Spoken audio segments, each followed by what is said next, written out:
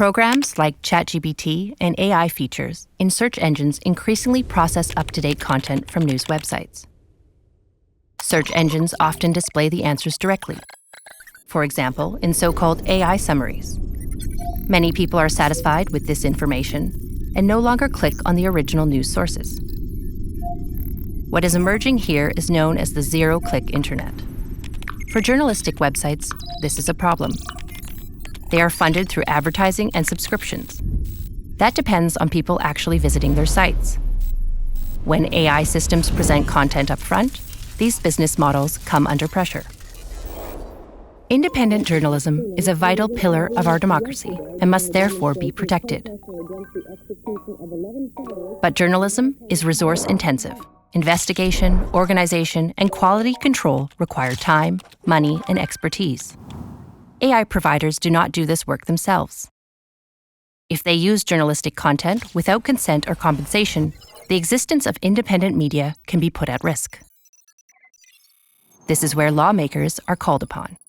They must find a fair balance between media organizations and AI providers, and, if necessary, create new laws to achieve it. There are several ideas on the table. Some argue that AI systems should not be allowed to use journalistic content at all. Financial compensation models are also conceivable, for example, through collective licensing systems. But which regulations are sensible and feasible depends heavily on the technology. To determine this, one must understand how generative AI, at the core of which are large language models, or LLMs for short, collects, stores, and outputs information. For example, if these AI systems were required to release summaries only after a certain time delay, the language model would need to know the primary source of a news story and the exact time it was published.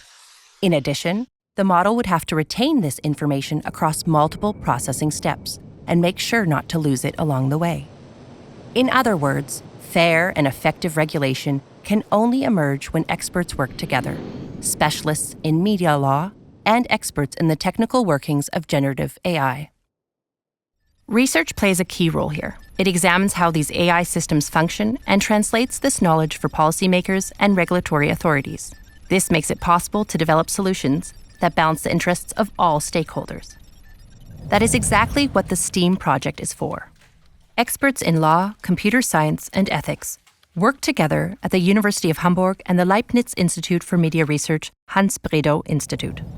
Together, they provide the scientific foundation for shaping technology in a way that preserves essential societal structures.